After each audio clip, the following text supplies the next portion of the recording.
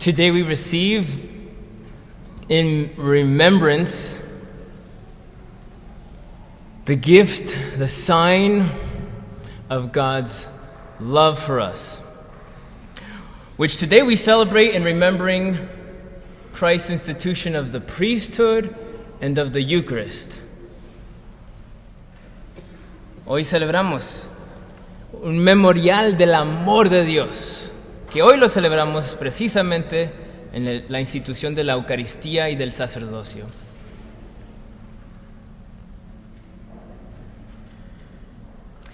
You know, in the book of wisdom, there's a couple verses that say, "You manifest your wisdom when the perfection of your power is disbelieved." El libro de sabiduría dice, tú manifiestas tu sabiduría cuando la perfección de tu poder no es creída. Friends, you look at the Eucharist and you look at the priesthood, the vast majority of the world disbelieves that, disregards it. ¿Verdad? La mayoría del mundo ve la Eucaristía y el sacerdocio y dice, en eso no creo yo.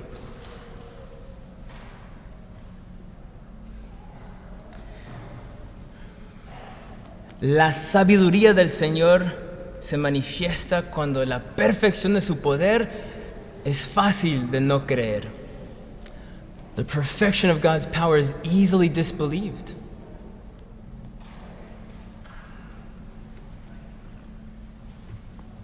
Today, perhaps, both for the priesthood and the sacrament of the Eucharist, we find an image in Jesus washing the feet of his apostles.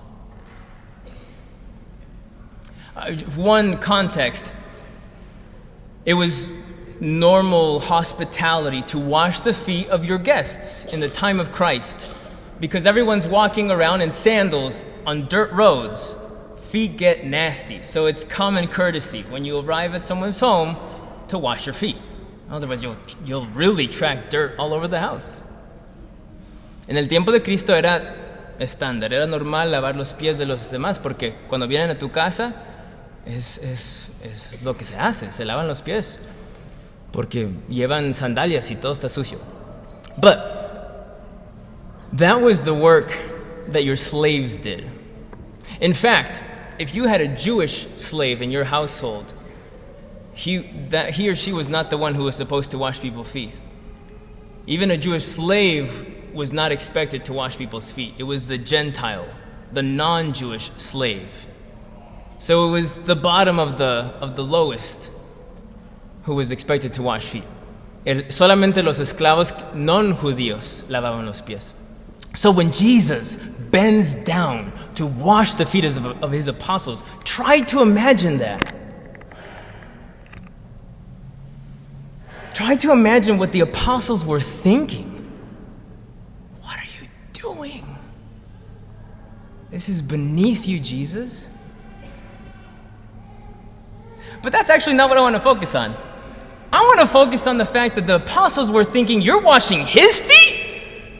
You need to tell Simon the Zealot to chill out. He needs a talking to. You don't need to wash his feet. Oh, you're going to wash John's feet? He's too soft. He's a little kid. You need to toughen him up.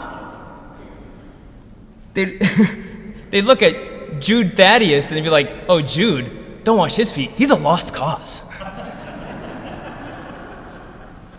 Piensan en lo que ¿de qué estaban pensando los apóstoles cuando Jesús les lava los pies? Ellos están pensando en todos los problemas que tienen, las preguntas enormes. ¿Cómo te pones a lavar los pies? Necesitamos explicaciones, necesitamos guía, enseñanza. Los escribas y los fariseos te quieren matar. Tenemos miedo. Estamos en Jerusalén. Todo el mundo está reunido aquí. Y hay gente con gran poder que te quiere matar. Y a nosotros también. ¿Y te vas a poner a lavar los pies? Think about that the scribes and Pharisees, now after Jesus' miracles, there's kind of excitement. for the last few chapters in John's gospel, we've been seeing how the Pharisees and scribes are plotting to kill Jesus. And now they're in Jerusalem when the whole world is gathered. And Jesus is basically a wanted man. And the apostles know this. And they're thinking, we need guidance. We don't need you to wash our feet. Teach us, challenge us, stretch us. We're going into a really frightening world. Why is the washing of the feet the thing that you're going to do now? The wisdom of God is the perfection of His power. My friends, His power is love. Oh, I know that sounds so cheesy and unhelpful. We got real problems. But listen, that's exactly what the apostles were thinking. Lo que necesitamos es el amor de Dios. Y esa es su sabiduría y su poder.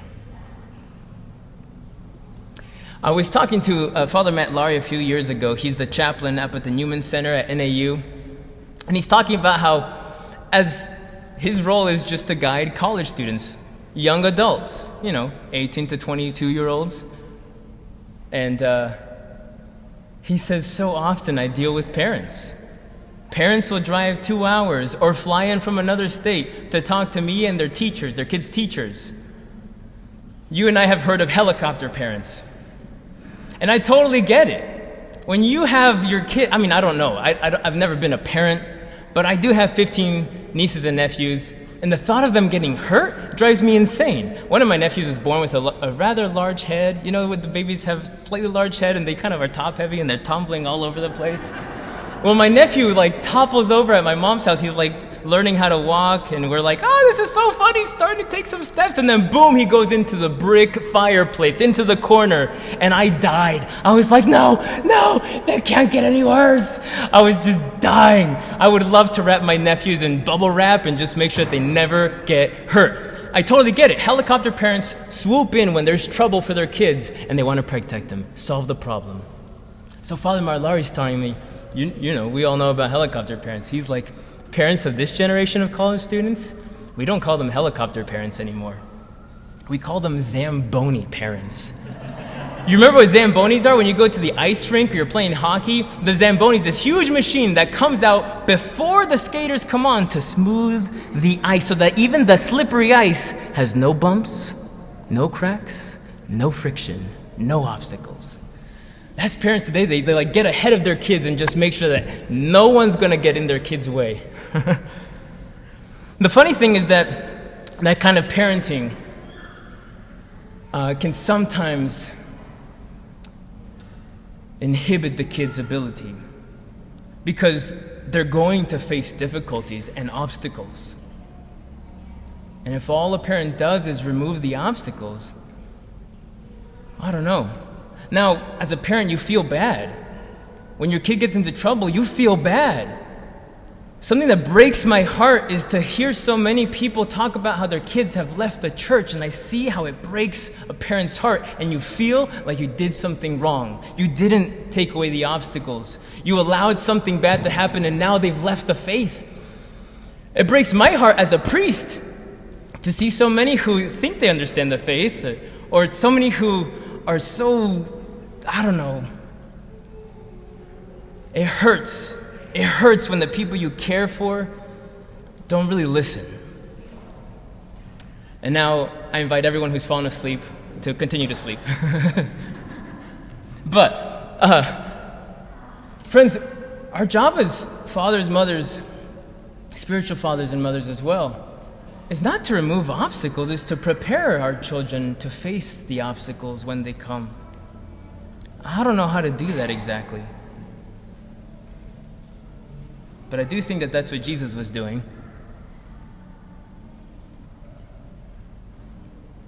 When he washes the feet of his apostles. Como papás queremos remover los obstáculos de nuestros niños y nos rompe el corazón cuando se meten en problemas. Y eso lo entiendo muy bien como sacerdote. Pero nuestra meta no es quitar los obstáculos, es de ayudar a nuestros jóvenes de confrontar obstáculos, de tener el valor, de tener la fuerza. Y esto Jesús nos los muestra cuando lava los pies. We need to help each other and our young people have courage and strength to face obstacles. But the wisdom of God, His power, is manifest in the easily dismissed. It's not a worldly power. Maybe one way to understand it is this, that you and I, like the apostles, we have big questions, serious concerns, areas of our life where we don't know what to do and it's killing us inside.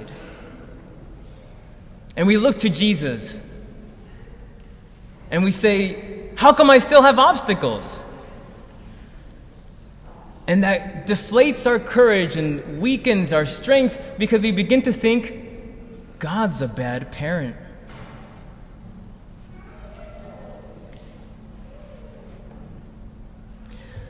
So the apostles, they have their big questions and concerns, and Jesus takes off his outer garment, almost symbolic of him removing his divinity. When he became human, he put aside his divinity. Not really, but that's not what people saw. So he takes off his outer garment. He puts a towel around his waist. He bends down, and he starts washing the feet. And I can just see in the apostles' eyes like, Jesus, this isn't what I want. I'm really uncomfortable, and this isn't what I need. Now, what would you see when you look down and you see Jesus washing your feet? What's in his eyes? I was having a moment with Jesus earlier this week. I was having a rough week, friends. And I heard Jesus say to me, just let me do this for you. Just let me do this for you.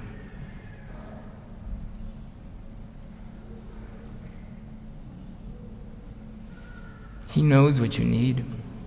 He knows all the things that are coming your way. And the only way you're going to have courage and strength to face the troubles to come are if you receive him today. To let him wash your feet. If you actually receive this humble act of God, you might even come alive in the Spirit. You might even gain the courage to do the same for others. Jesús nos dice, déjame hacer esto por ti. Tú tienes grandes problemas, Él los sabe. Él sabe los obstáculos que vienen en tu camino. Y hoy es lo único que tienes. Y Jesús lo sabe. Y te dice a ti y a mí, déjame hacer esto por ti. I've learned a lot from our Loretto sisters that run our school and have done so much for our diocese. One of the things I've learned is that they live life in a spirit of mission, sacrifice, and service. I learned that Sister Raphael's been our principal for 51 years simply because she was never asked to do anything else. One day, as a 20-something-year-old sister, she was told, you're now going to be principal. And she was never told to do anything else. That's the reason she gives. And I see how the sisters just simply sense that they were sent. They're on mission. They make sacrifices. It's going to hurt. Obstacles come your way and it hurts. You have to make sacrifices. And you remain humble. I'm just a servant. Because that's what my Lord was. And when we've learned to receive Jesus' compassionate care for me today, then we can do that for others. Then we can face and enter into horrible situations as every priest does and say, just let me do this for you. We're going to have baptisms, and the priest pours water onto the child or the adult, Let me do this for you. This will be strength. This will give you courage. When the priest gives absolution in the confessional, let me do this for you. Yes, you have a boatload of issues, a lot of sin. Just let me do this for you.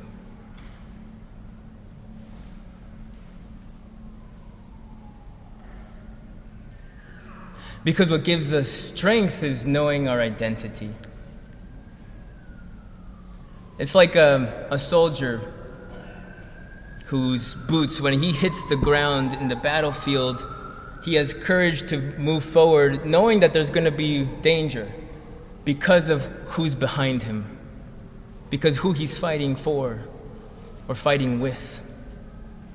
So friends, Jesus has given us the priesthood and the Eucharist to give us strength and courage, to remember, not to forget, to remember what he's done. But today we're not just mimicking like a theater play or a passion play, what Jesus once did. We're tapping into the reality that continues to be available, accessible to us. His wisdom, easy to disbelieve. I want you to remember this. If I could just have you remember this one thing. When you look down and see Jesus washing your feet day in and day out, each day as you face the next challenge, remember this. In those eyes, look for those eyes, because you will always find that he loved you on your worst day. The one you'd rather erase, the day when you fell the hardest, the day when you wandered the farthest, or you said the stupidest, or you did the dumbest, or you thought the darkest. He loved you that day. He loved you with the same love that brought you into existence. He delighted in you. He delights in you. As if it were the moment you came into existence, with that same delight, with that same love. The same love as when you received your first Holy Communion. The same love as your most sincere confession. With the same love as your greatest victory. The moment of your greatest joy. The same love he had for you on your worst day. Friends, we're not meant to bear our burdens alone. We do it with Jesus. We do it with the church. We do it with each other. We do it because we know that if we could see ourselves, if we could see others, our friends and our enemies, the way God saw his apostles the day he washed their feet, it would change everything. Dios te ama con ese mismo amor que tuvo por ti cuando te creó, el momento de tu primera comunión, el momento de tu más sincera confesión. Así te amó en los días peores, cuando caíste lo más hondo. Él te ama con ese mismo amor cuando te creó, igual cuando te alejaste lo más lejos. Y si pudieras verte a ti mismo y a los demás con el mismo amor que Jesús manifestó en su sabiduría cuando lavó los pies de los apóstoles, cambiaría todo.